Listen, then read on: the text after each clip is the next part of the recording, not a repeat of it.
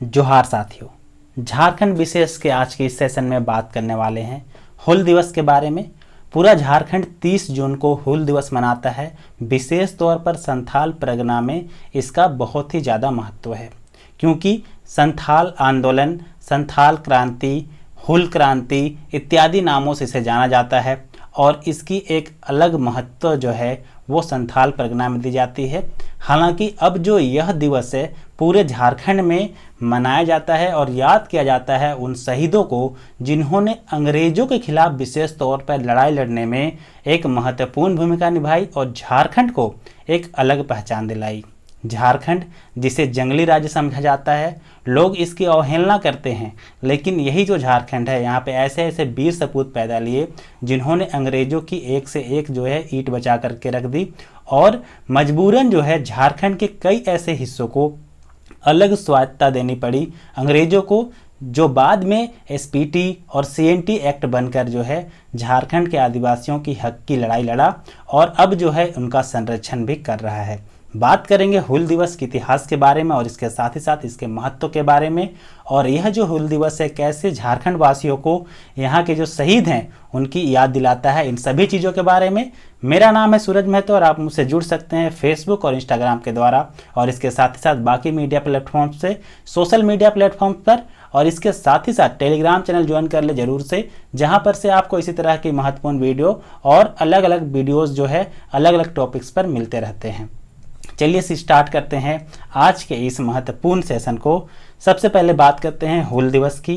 तो हूल दिवस कहें या फिर हूल क्रांति कहें, संथाल क्रांति कहें या फिर कहे एक ऐसा आंदोलन जिन्होंने 1855 और 56 में एक ऐसा क्रांति लाया संथाल परगना क्षेत्र में कि अंग्रेजों की जड़ें हिल गई थी।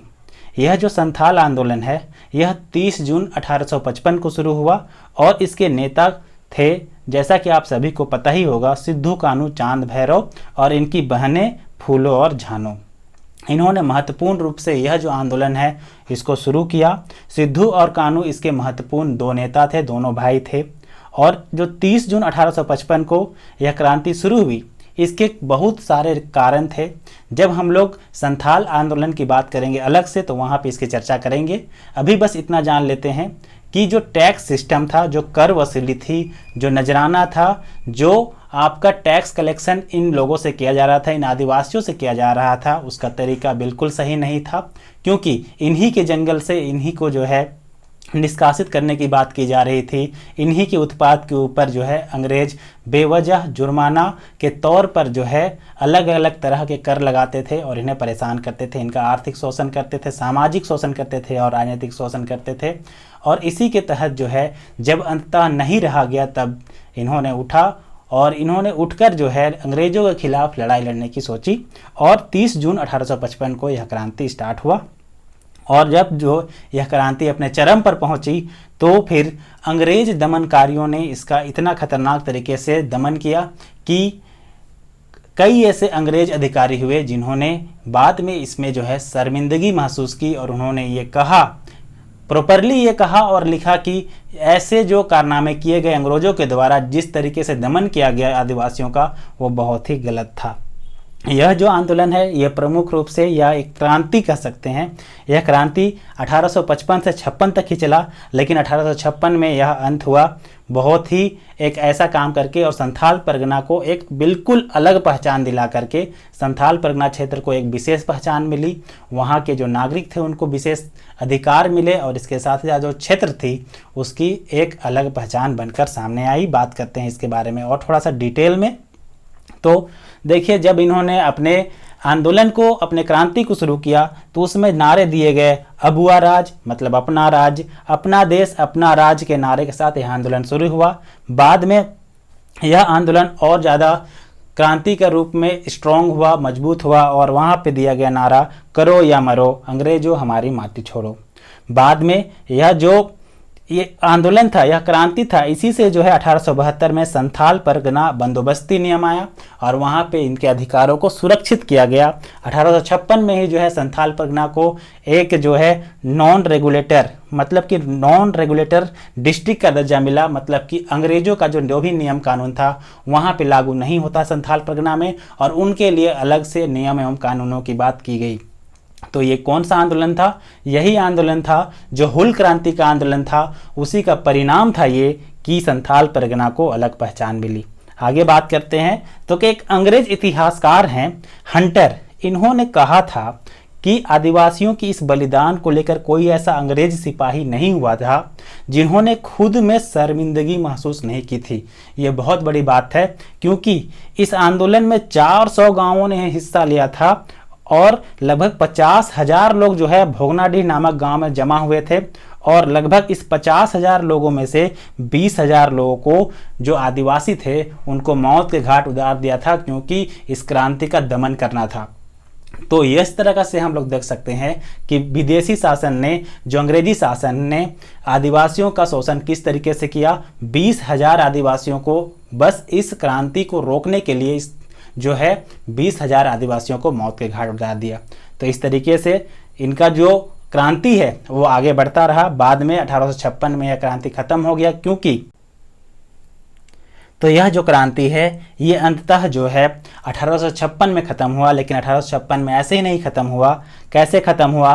तो सबसे पहले 26 जुलाई 1855 को सिद्धू और कान्हू दोनों भाइयों को भोगनाडीह में ही फांसी दे दिया गया, और उसके साथ ही साथ यह जो आंदोलन है इनके नेतृत्वकर्ता जो थे उनकी जो है शहीदी को जो है आगे बढ़ाया गया, और यह जो आंदोलन है 1856 तक चला।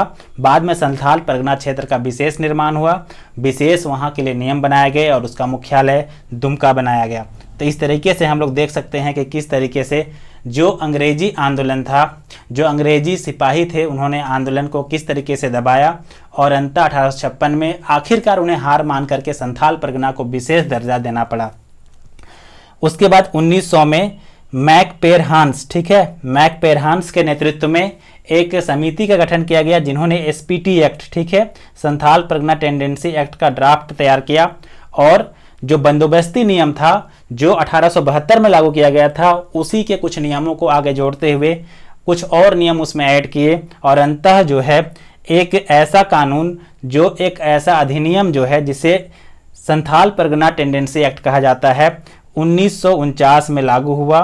और यह जो 1949 का लागू किया हुआ एसपीटी एक्ट था, इसमें प्रमुख रूप से एक धारा को सम्मिलित किया गया, और यह धारा उसी बंदोबस्ती एक्ट और उसके बाद जो 1900 में मैकपेरहान्स के जो नेतृत्व में कमेटी बनाई गई थी उसके रिकमेंडेशन पर एक धारा 20 जोड़ा गया, और इस धारा 20 में एक प्रावधान किया गया कि जो आदिवासी हैं उनके ज़मीनों को बेचने का हक सिर्फ उन्हीं आदिवासियों को होगा, लेकिन वो बेच सकते हैं सिर्फ आदिवासी को, और वैसे आदिवासी को जिनका जो स्थान है वो एक ही थाना के अंतर्गत हो, या फिर उपायुक्त के पहले डिसीजन लेंगे, उसके बाद जो उपायुक्त अगर उनको जो है जरूरी दिशा निर्देश देता है तभी उसी थाना क्षेत्र के अंतर्गत जो है उनकी बिक्री हो सकती है। बाकी किसी प्रकार का जमीन का स्थानांतरण जो है वो वैध नहीं रहेगा। हालांकि एक रियायत उसमें दी गई कि यदि कोई व्यक्ति है तो उसके अगर कोई दामाद है तो दामाद को सिर्फ जो जमीन का हस्तांतरण वो किया जा सकता है, बाकी किसी को जो है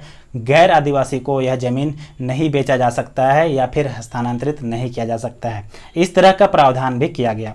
तो फाइनली यहाँ तक मतलब कि यही समझ में आया कि यही हुल जो दिवस था मनाने के पीछे यही कारण है कि कैसे जो है हुल क्रांति के द्वारा आदिवासियों की जो अधिकार थे उसका संरक्षण किया गया, और अब जाके जो है लोग हुल दिवस के रूप में सिद्धू कान्हू चांद भैरव और फूलों और झानों को याद करते हैं, नमन करते हैं और उनकी शहीदी को याद करते हैं, क्योंकि झारखंड के निर्माण में और झारखंड के आदिवासियों के हक को जो बचाने का काम किया उन्होंने, उसे आज सभी लोग याद करते हैं। और इसीलिए जो है 30 जून को यह हुल दिवस पूरे झारखंड में मनाया जाता है। तो चलिए इस वीडियो में आज इतना ही, मिलेंगे किसी और वीडियो में झारखंड विशेष के एक नए सेशन के साथ।